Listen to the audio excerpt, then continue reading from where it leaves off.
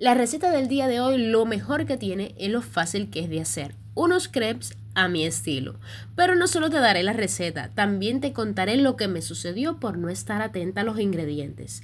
Así que no te vayas, que ya comenzamos. Antes de presentarte los ingredientes, déjame darte la bienvenida al canal y decirte que esta receta realmente fue un experimento. Yo no sé si a ustedes les ha pasado, pero a veces tú ves una receta súper fácil de hacer, sin ningún tipo de complicación, y cuando la haces o cuando la intentas hacer, no te sale. Yo te entiendo porque eso fue lo que me sucedió con esta receta. Parecía muy fácil, pero después todo se complicó. Pero antes de contártelo, déjame presentarte qué ingredientes fueron los que lo utilicé. Utilizaré 4 ingredientes. Serían 2 huevos, un chorrito de aceite, sal y harina. Esta harina es de plátano, que tú mismo puedes hacer en casa porque es muy fácil de hacer. Aquí te dejo el video de cómo yo la hago.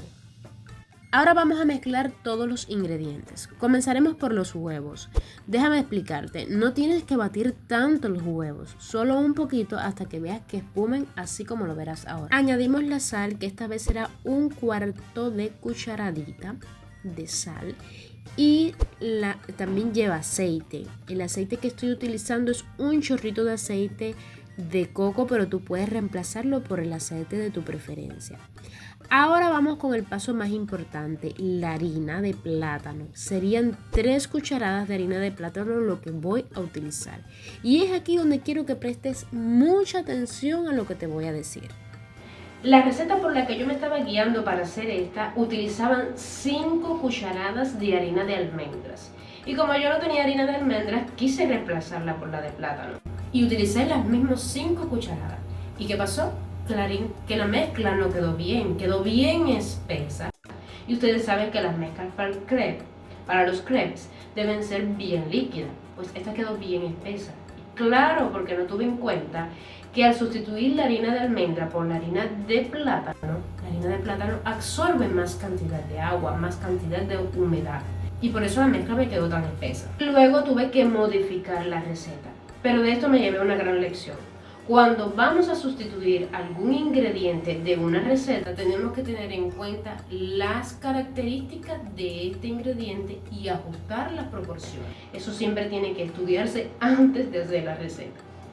Continuamos con la receta. Cuando alcances esta consistencia que estás viendo aquí, que queda un poco líquida, lo suficientemente líquida, esta mezcla está perfecta. Vamos para el sartén. Me gusta engrasar un poquito el sartén antes de comenzar la preparación. Quiero que observes lo que sucedió con la mezcla que hice mal, con la que le eché más harina de lo que llevaba. Bueno, mira qué espesa está y entonces no se dispersa bien en el sartén, quedó muy mal. Y peor aún, intenté solucionarlo con la cuchara y mira cómo queda.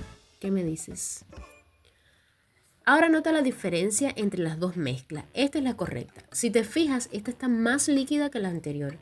Aunque todavía necesito practicar para que me quede bien redondita. Pero se puede ver la diferencia. Como esta es tan delgada, solo le daremos 1 minuto y con eso será suficiente. Es decir, 1 minuto por un lado y la viramos y damos 1 minuto por el otro. Mientras se termina la cocción, quiero darles las gracias a todos por sus comentarios, por todos los likes que me han dejado, porque de esa manera sé que mis videos les están gustando y que mi esfuerzo no es en vano. Quiero que vea lo flexibles que quedan, y eso que está hecho con harina de plátanos.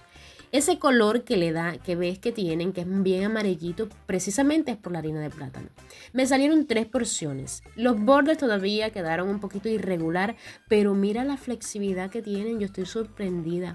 Parece como si fuera una flor cuando la doblamos. Fíjate la diferencia en las texturas entre la que hice mal y la que hice bien. Esta otra tiene la estructura más rústica, con otro tipo de textura, aunque también tiene flexibilidad. Mira qué bien que la doblas y no se parte, pero obviamente la otra quedó mejor.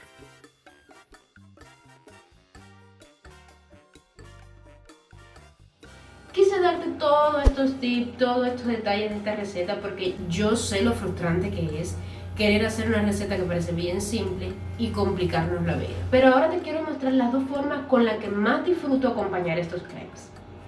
Lo típico de los crepes es hacerlo con ese saborcito dulce. Este lo rellené con chocolate y le di ese toque especial con miel que quedó divino. Pero te confieso que lo que más me gusta es combinarlo con alimentos salados. Esta mezcla de huevo hervido, ketchup, mostaza y el toque final con ese aguacate potenció su sabor. Tienes que probarlo. La verdad es que esta receta de los crepes es bien fácil cuando ya le coges la vuelta. Pero este video que te dejo por acá con una receta que te sorprenderá. La verdad es que no sé por qué casi nadie habla acerca de ella porque es bien fácil que es. Así que no lo pienses más y darle click y de paso ya nos encontramos ahí. Nos vemos pronto.